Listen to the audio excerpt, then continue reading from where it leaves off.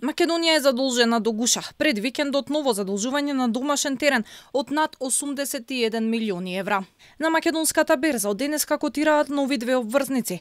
Вредноста на првата е над 24 милиони евра и ќе отплаќаме следните 5 години со каматна стапка од 4,2%, а втората над 57 милиони евра со повисока стапка од 5,6% и е на 15 години, односно до 7 март 2039 година.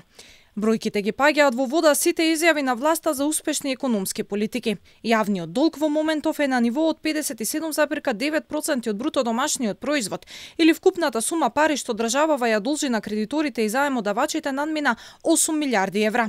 Најнизок јавен долг сме имале во 2008 година на ниво од 23% од бруто домашниот производ, а Македонија достигна рекордно задолжување во 2021 година и го проби плафонот од 60% од бруто домашниот производ и од тогаш е во благ пат.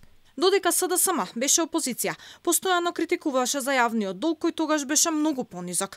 Тврдеа дека Македонија е пред грчко сценарио и должничко робство, а откако дојдоа на власт, драстично ги зголемија државниот и јавниот долг. Разликата не е само во сумите, туку и во проектите.